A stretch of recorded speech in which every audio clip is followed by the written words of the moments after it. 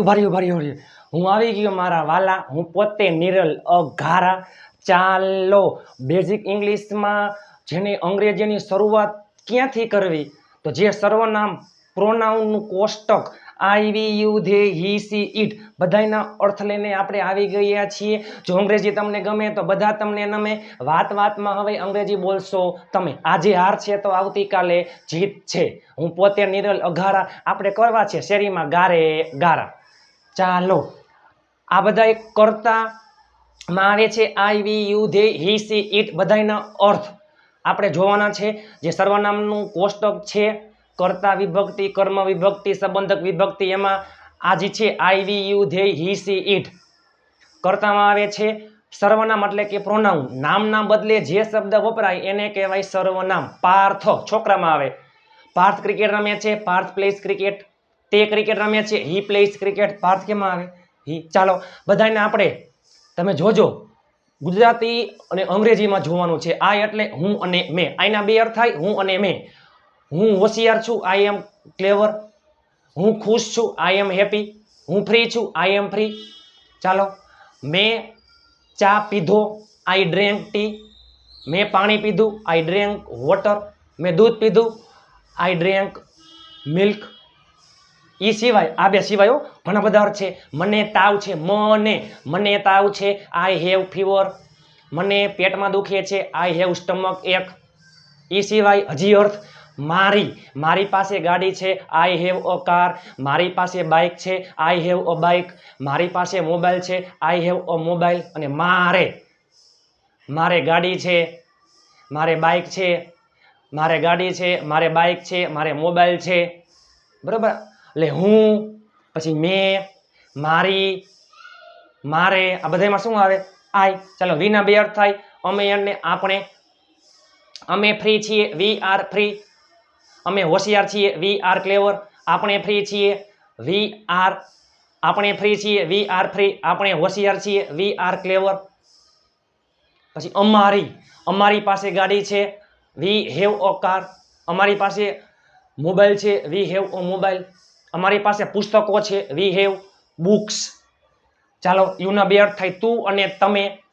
તું અને તમે, એક જ વ્યક્તિ હોય તો તું, બે વ્યક્તિ હોય તો તમે। તું હોશિયાર છો, યુ આર ક્લેવર। તું ખુશ છો, યુ આર હેપી। તમે હોશિયાર છો, યુ આર ક્લેવર। તમે ખુશ છો, યુ આર હેપી। તમારી પાસે રૂપિયા છે, તમારી પાસે રૂપિયા છે, યુ હેવ મની। તારી પાસે ગાડી છે, એમાં એમ યુ હેવ અ કાર। તારી પાસે મોબાઈલ છે, યુ હેવ અ મોબાઈલ। તમારી પાસે પુસ્તકો છે, યુ હેવ બુક્સ। હી એટલે તે, ઈટ એટલે પણ તે, હી કોઈ પણ છોકરો એટલે કે પુરુષ છોકરા માટે આવે। ઈટ એટલે તે, નિર્જીવ વસ્તુ, નાન્યતર જાતિ, પશુ પક્ષી પ્રાણી, નિર્જીવ વસ્તુ સ્થળ માટે આવે। અંગ્રેજી શીખવા માટે પહેલા આ બધાને જે છે I we you they he she it એના અર્થ આપણને આવડતા હોવા જોઈએ। ઇતિહાસમાં યુટ્યુબમાં પહેલી વાર। ચાલો હી એટલે તે હોશિયાર છે, હી ઇઝ ક્લેવર। તે ખુશ છે, હી ઇઝ હેપી। તે બહાદુર છે, હી ઇઝ બ્રેવ, બરોબર। ચાલો તેની પાસે ગાડી છે, તેની પાસે ગાડી છે, હી હેઝ અ કાર। તેની પાસે મોબાઈલ છે, હી હેઝ અ મોબાઈલ। તેની પાસે રૂપિયા છે, હી હેઝ મની। સી એટલે તેણી, છોકરી, સ્ત્રી માટે આવે। તેણી હોશિયાર છે, સી ઇઝ ક્લેવર। તેણી ખુશ છે, સી ઇઝ હેપી। તેણીની પાસે પર્સ છે, સી હેઝ અ પર્સ। તેણીની પાસે મોબાઈલ છે, સી હેઝ અ મોબાઈલ।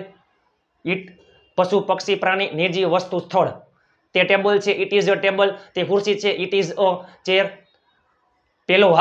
તે હાથી છે, ઇટ ઇઝ એન એલિફન્ટ। તે સફરજન છે, ઇટ ઇઝ એન એપલ। તે વૃક્ષ છે, ઇટ ઇઝ અ ટ્રી। તે વાંદરો છે, ઇટ ઇઝ અ મંકી। તે ગાય છે, ઇટ ઇઝ અ કાવ।